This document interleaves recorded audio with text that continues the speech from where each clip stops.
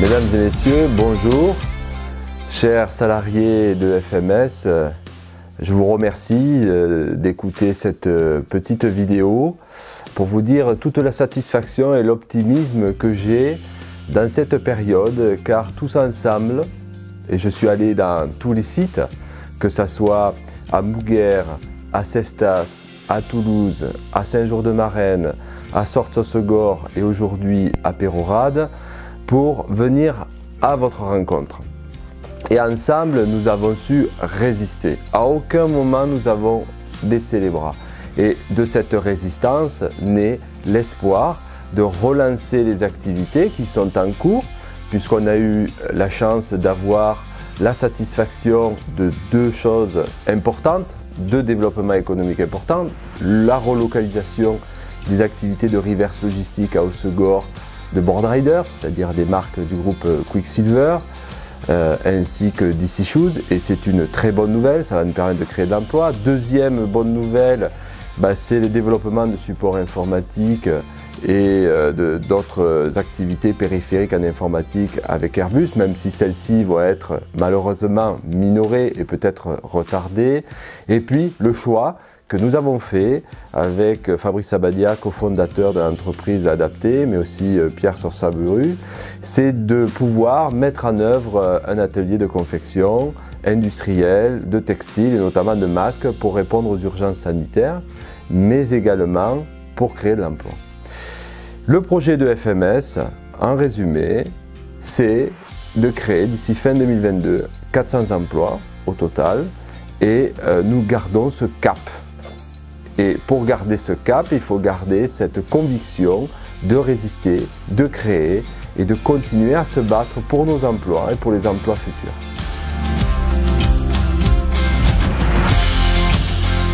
Bonjour, à ce jour, non, nous n'avons aucun salarié de l'entreprise qui nous a déclaré être atteint de cette maladie et c'est tant mieux.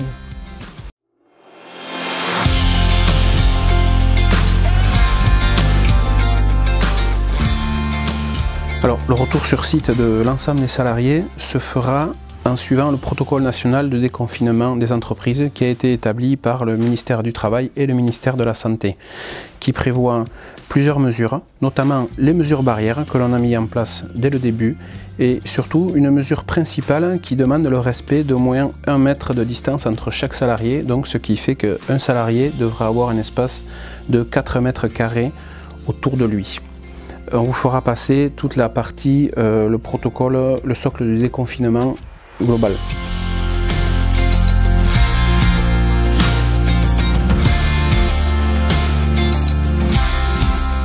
La stratégie du pôle informatique, alors par stratégie, c'est la manière dont nous avançons tous ensemble pour obtenir nos objectifs. Alors les objectifs, je l'ai dit, c'est d'arriver à doubler les effectifs de l'entreprise adaptée Facility Multiservice dans les conditions de son agrément ESUS, qui est entreprise solitaire d'utilité sociale, c'est de doubler.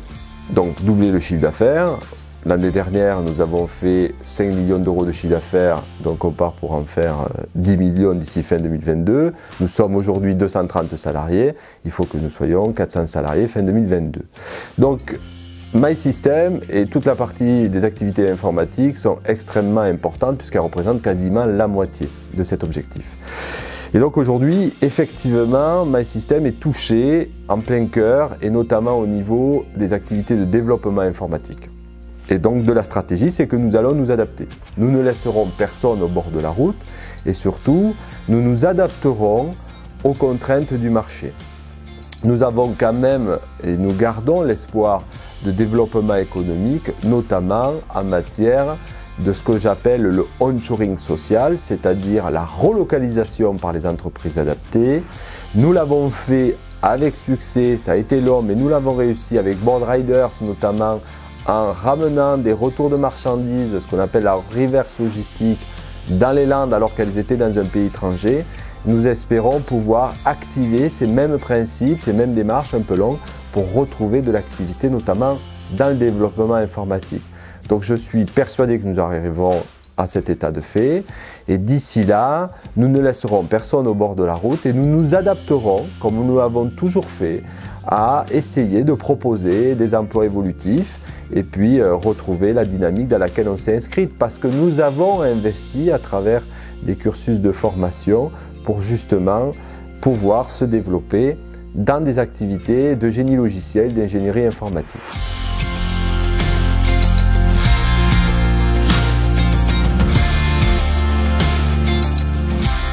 Dans cette situation, qui est une situation tout à fait exceptionnelle, il est bien évident que nous allons regarder avec vous, avec chacun d'entre vous, sa situation personnelle et nous mettrons en place des dispositifs pour permettre à tous les salariés de concilier leur vie personnelle et leur vie professionnelle, comme cela a toujours été fait jusqu'à présent chez FMS.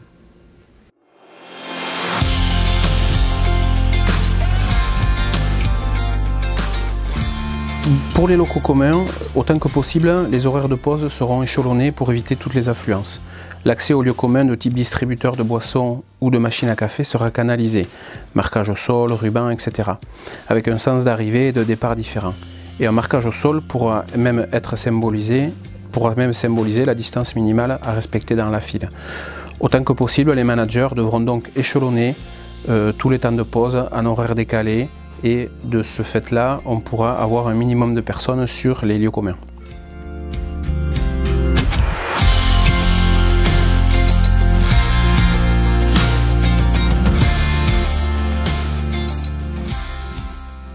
Donc il y a des menaces autour de FMS, des menaces économiques évidemment, avec des diminutions de chiffre d'affaires, des disparitions de clients. FMS s'est créé toujours dans une dynamique de résistance et donc de création d'entrepreneuriat. Oui, il est fort possible, et même malheureusement ça risque d'arriver, nous risquons de perdre des clients. Tout ce que nous avons investi en 2019 et qui nous a demandé beaucoup d'efforts, nous allons le fertiliser en 2020.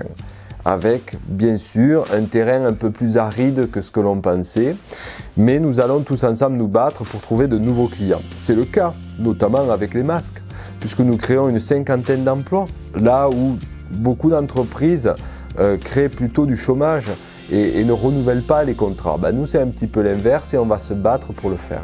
Donc il y a des menaces, oui, et ces menaces pèsent plus dans le domaine de l'informatique, au stade où je vous parle, que dans le domaine logistique. Et donc, avec Jean-Baptiste Fresquet, avec Pierre Soum, avec Perrine Viala, Gaëtan et Stéphane évidemment, et tant d'autres, nous allons nous battre pour trouver des opportunités dans cette période de doute.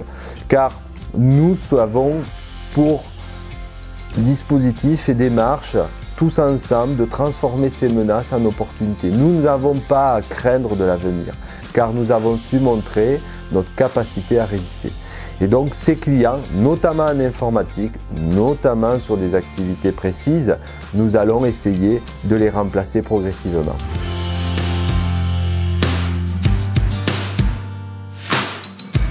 Donc le télétravail effectivement a été largement utilisé pendant toute cette période de crise. Jusqu'à nouvel ordre, tous les salariés qui étaient donc en télétravail ces dernières semaines vont le rester pour les semaines à venir, au moins jusqu'à la fin du mois de mai. Pour la suite, il est très difficile, vous l'imaginez bien, de se projeter au-delà. Donc nous aviserons en temps et en heure pour un retour progressif des salariés sur site. Il est bien évident que cette expérience de télétravail forcé, entre guillemets, nous a donné aussi la possibilité de tester ce dispositif avec des résultats extrêmement encourageants. Donc il est fort probable que ça puisse aussi se maintenir pour certains dans l'avenir.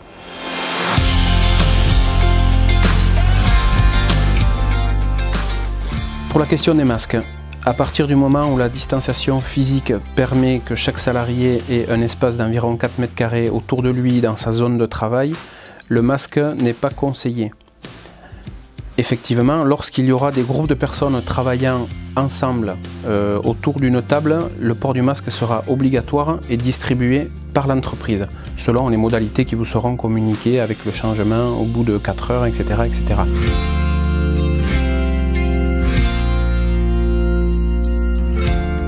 Avec Georgia Gallet, directrice des ressources humaines et financières de l'entreprise, nous allons mettre en œuvre tout le savoir-faire de FMS pour le valoriser, le promouvoir. On a comme projet d'entreprise de transformer le centre de coûts de gestion des ressources humaines en centre d'excellence et de profit. Et donc nous allons mettre en œuvre avec les équipes, notamment Rémi Durand, un ensemble de dispositifs qui va permettre d'accompagner les salariés au développement de leur carrière et surtout favoriser la réalisation de leurs projets professionnels.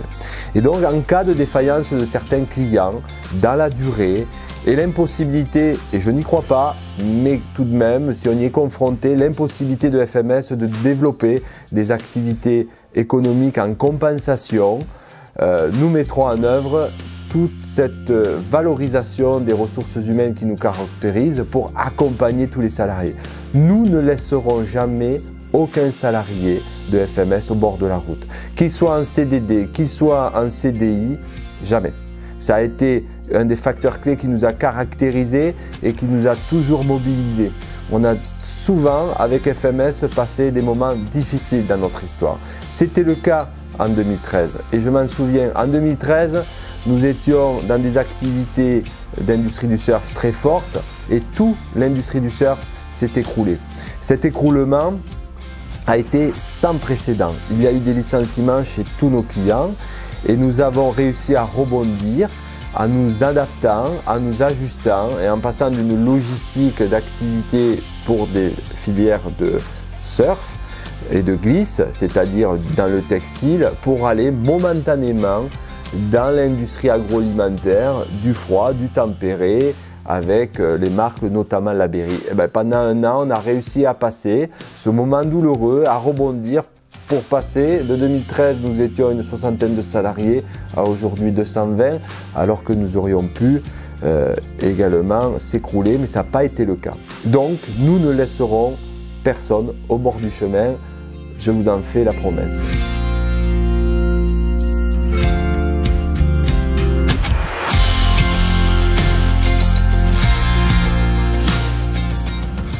Donc effectivement, FMS a utilisé ce dispositif de chômage partiel, comme beaucoup d'entreprises en France, dispositif mis en place par le gouvernement pour permettre aux entreprises en difficulté de garantir leurs revenus à nos salariés, tout en allégeant les charges des entreprises. C'est un dispositif qui est mis en place jusqu'à la fin du mois de mai. Au-delà, nous verrons en fonction des salariés et des activités quelles sont les dispositions de reprise des salariés qui sont concernés chez FMS.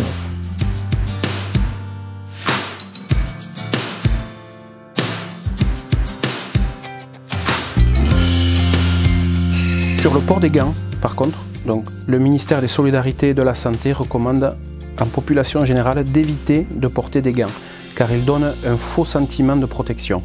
Les gants deviennent eux-mêmes des vecteurs de transmission. Le risque de porter les mains au visage est le même que sans gants. Le risque de contamination est donc égal, voire supérieur.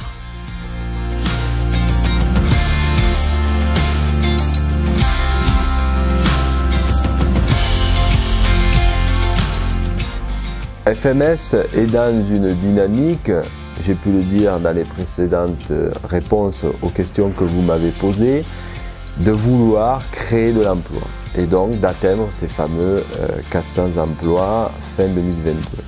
Nous avons beaucoup investi financièrement, humainement, dans des locaux, dans des infrastructures pour mettre en œuvre un pôle de développement en génie logiciel. Et d'ailleurs, une des premières preuves de notre volonté, c'est que l'ensemble du système d'information de l'entreprise FMS a été structuré par nous et pour nous, ce qui fait notre force.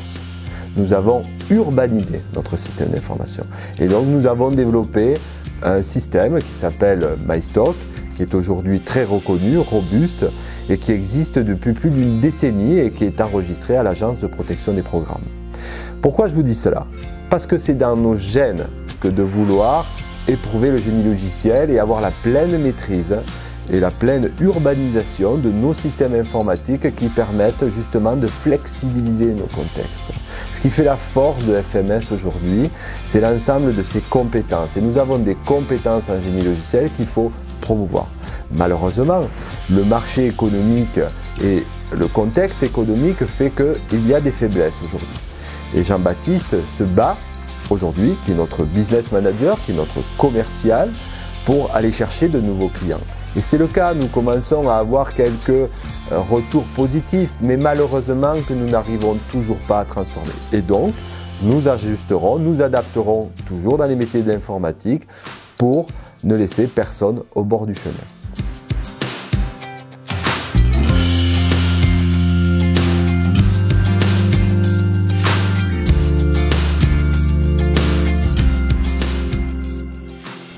Donc, tout à fait, puisqu'effectivement, on a pu tester que notre activité a, pour certaines de nos activités qui pouvaient se faire en télétravail, tout a parfaitement fonctionné durant ces dernières semaines, ce qui nous a donné effectivement des éléments pour pouvoir, pourquoi pas, si cette organisation convient à certains, de pouvoir effectivement la faire perdurer dans l'avenir, peut-être pas sur du télétravail à 100%, mais du pouvoir alterner une présence sur site et du télétravail, ce qui se faisait déjà d'ailleurs avant la crise, mais c'est quelque chose qui est tout à fait envisageable.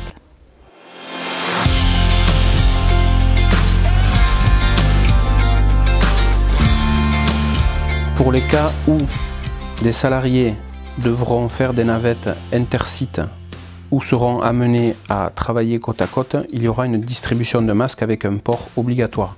Je pense notamment à la navette qui va entre Saint-Jour et Sorts-sur-Segor par exemple.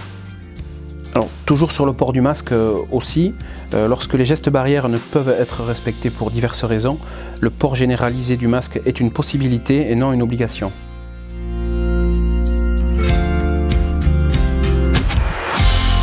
Donc effectivement, tous les congés, tous les soldes de congés au 31 mai seront automatiquement reportés jusqu'au 31 août.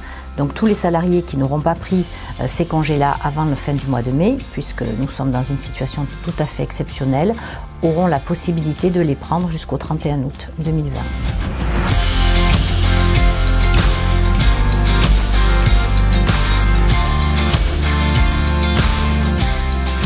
Je le disais tout à l'heure, nous avons malheureusement un contexte qui n'est pas stable et une visée, des projections qui aujourd'hui sont dans une forme d'incertitude.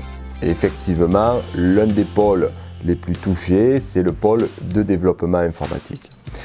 Nous avons toujours des activités internes, mais qui ne sont pas suffisantes aujourd'hui à nos ambitions. Et comme je le disais précédemment, on s'adaptera pour ne laisser personne au bord du chemin. Quant à Dax, il y avait plusieurs opportunités, c'est notamment de pouvoir essaimer dans cette agglomération pour nous permettre de nous interconnecter avec d'autres partenaires économiques pour trouver de nouvelles opportunités. Nous étions en phase d'élaboration, de connexion et malheureusement la crise a freiné toutes ces démarches-là. Nous avons par la même occasion, en même temps que ça, créé Curaou, ce qu'on a appelé la source, c'est-à-dire ce bâtiment dédié à l'informatique avec des infrastructures nouvelles. Et quoi qu'il arrive, ce bâtiment robuste se présente comme étant la naissance de cette activité très forte chez FMS. Et donc, nous mettrons à disposition l'ensemble des moyens et des infrastructures à Saint-Jour-de-Marennes pour continuer ce développement si jamais nous avions à nous adapter à une défaillance, que ce soit de Pulseo à Dax ou des activités informatiques. Et nous prendrons le temps d'étudier chaque possibilité pour nous permettre de rebondir et de mettre en avant toutes les activités et la richesse des compétences de l'entreprise adaptée Facility Multiservice.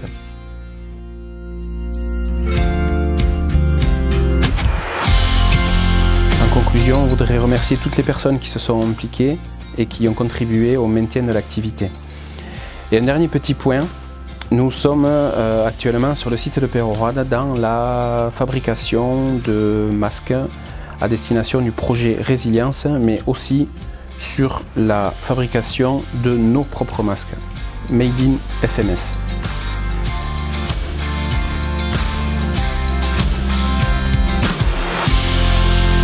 Merci.